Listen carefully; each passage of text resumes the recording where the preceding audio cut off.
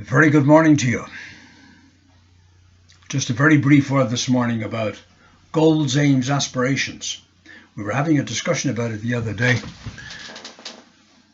and a couple of little points came out of that discussion, and there were three things really that contribute to getting a goal achieved and also to getting it missed, and they can work either way.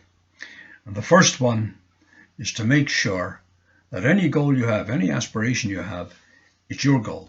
It's personal. It belongs to you. It's something you want, not what your mum wants or your dad wants or your wife or your brother or your sister or your husband or anyone else. It's something you want for yourself. That's the first thing, is to have it personal. It needs to be that. Far too many people set out on a goal, and they set the goal for themselves because they think that's what someone else would like to see them do. Very common thing. I've often asked people, say, why are you doing this? Well, my wife wants me to lose weight, or my wife wants me to tone up. Do you want to do it? Well, I don't care really. And of course, then it's not a goal. It's just some sort of it's not even a wish. It's nothing. So it needs to be something you're very concerned about, personally, a vital concern to you. That's the first thing in any goal for it to be successful. It's got to be yours. The second thing is that it needs to be emotional. You need to get a bit emotional about it. I had a lady recently, I was talking to her, and she said that she heard somebody make a remark about her. She had just bought a new outfit. She was in the outfit, and she heard somebody make a remark that was far from complimentary, and she was carrying a lot of weight.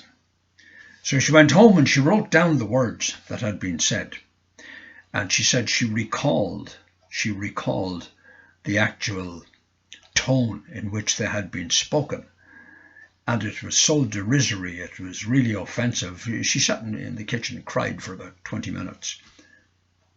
But that got her going, and every day she looked at those words and she thought about them. In 3 months, just on 3 months, she was almost down to her normal weight. She changed her whole wardrobe. She was emotional about it, and that's what carries it through, is emotion, how you feel about something. That's what motivation is. We don't get moved. Being motivated is being moved. Now, we don't get moved intellectually. We get moved in the heart and how we feel. And that's what carries it through. That's what gets something done. Logic, intellect will show us what to do. It'll even show us how to do it. We can learn how to do it. But in order to get it done, day in, day out, hour after hour, minute by minute, we need to feel very strongly about it.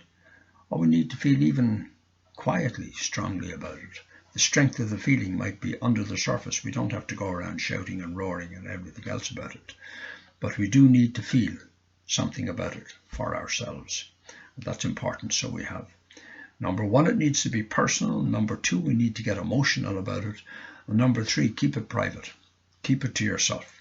I believe that an awful lot of people leak from their necessity, if you like, the idea of achieving something, because they talk about it. They talk too much about it, and they talk the goal into nothing, so that by the time they finish talking about it, they don't feel the need to do it.